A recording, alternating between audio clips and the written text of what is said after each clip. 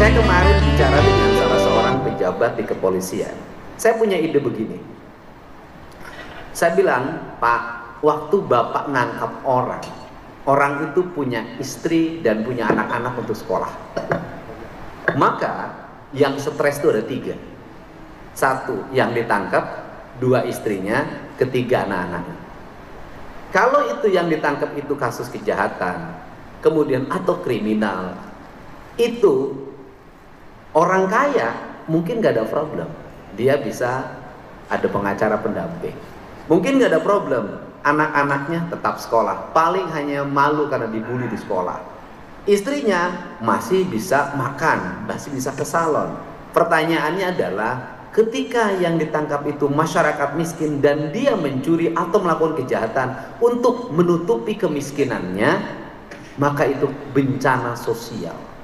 Maka saya memutuskan, saya bilang, ketika nanti saya dilantik jadi gubernur, saya akan meminta pada seluruh aparat penegak hukum ketika menangkap masyarakat, ekonominya ekonomi lemah, maka harus disesekkan kepada bupati, kepada wali kota, kepada kepala desa dan lurah, dan termasuk kepada gubernur. Untuk apa? Kami akan turun menemui keluarganya, selama ditahan kami akan jamin kehidupannya. Ini problem. Sehingga saya katakan bisa jadi suaminya ditangkap, istrinya jadi PSK.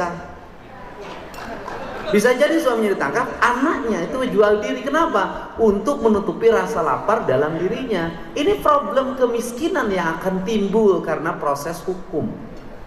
Untuk itu negara harus hadir menyelesaikan. Maka saya punya pengalaman betul.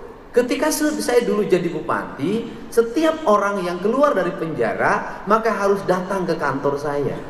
Kenapa? Karena dia ketika pulang, 1, istrinya bisa jadi sudah kawin lagi. Yang kedua, bisa jadi keluarganya tidak menerima. Yang ketiga, kalau di LP dia dikasih makan, di rumah belum tentu dia mendapatkan makan. Maka negara harus memberikan rasa terang ketika dia keluar dari penjara. Ini problemnya. Sehingga saya pikir Pak Wamenko ini bisa mendorong gagasan baru. Kita bukan hanya sibuk di beras, kita bukan hanya sibuk di bantuan subsidi BBM, tetapi di sebuah negara seperti Indonesia kita harus sibuk dengan apa? Dengan problem sosial. Tadi pagi ibunya dari salah satu terpidana seumur hidup, Sudirman, meninggal dunia.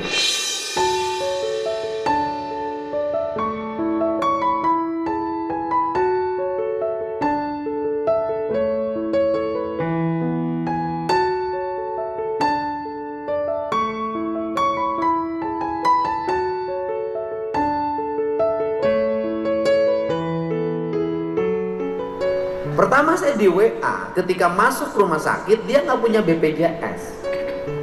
Saya katakan udah masuk umum saja. Setelah itu dikasih kabar meninggal, saya udah tahu ketika orang meninggal, ketika masuk rumah sakit dia pusing dari mana uang untuk masuk rumah sakit. Ketika meninggal dia pusing lagi, biaya angkut jenazah dari rumah sakit ke rumah berapa, biaya mengafani berapa, biaya menguburkan berapa, biaya selamatan orang bilang sadungnya berapa, biaya tahlilan berapa, biaya 7 hari berapa, biaya 40 hari berapa. Maka depresi itu akan melanda orang yang miskin. Semua peristiwa adalah rasa sakit. Untuk itu saya termasuk orang yang concern terhadap ini. Akan 2 hal yang akan dilakukan ke depan. Yang pertama, perlindungan orang dari aspek asas praduga tak bersalah bagi masyarakat miskin yang mengalami proses penangkapan atau tuntutan pidana atau tuntutan perdata dari sebuah hal yang dihadapi. Yang kedua adalah memberikan perlindungan hukum bagi seluruh warga agar dia tenang. Kasus Cianjur itu juga sama. Ketika keluarganya ditahan, suaminya ditahan, istri dan anak-anaknya bagaimana? Sehingga saya waktu itu memutuskan, sudahlah, sampai keluar dari tahanan keluarganya saya jamin kehidupannya. Ini banyak kasus seperti ini. Yang berikutnya adalah kasus yang paling menonjol hari ini, foto adalah hak atas tanah. Hari ini memang investasi berjalan, tetapi di balik itu juga banyak orang yang hari ini mengatasnamakan investasi, kemudian dia mendapat hak guna usaha dari negara atas tanah yang dimiliki dan dikuasai oleh negara, kemudian menggusur orang-orang yang sudah puluhan tahun tinggal di sana. Itu juga problem baru lagi. Kenapa? Ketika mereka digusur dari tempat tinggalnya, mereka harus pergi kemana? Di situ bernegara berlaku tidak adil. Orang yang baru datang mendapat hak pengelolaan, orang yang puluhan tahun tinggal di sana terusir. Ini problem, mungkin bukan hanya di Jawa Barat, di berbagai tempat. Untuk itu mudah-mudahan pertemuan hari ini kita bisa memberikan jalan yang terbaik bagi upaya membangun rasa keadilan di masyarakat. Dan saya, walaupun hak hakim adalah hak yang mandiri, hak yang independen, atau hak otonom yang tidak bisa diintervensi siapapun, tapi saya yakin doa Fa'oto bisa segera putusan Mahkamah Agung terhadap 7 terpidana segera turun dan mudah-mudahan bebas.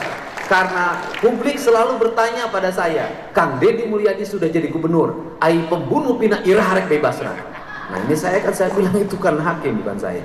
Dan ini yang saya sampaikan, dan pada akhirnya orang yang bekerja dengan ikhlas, penuh keyakinan, membela kebenaran, saya yakin Tuhan akan selalu memberikan jalan keselamatan.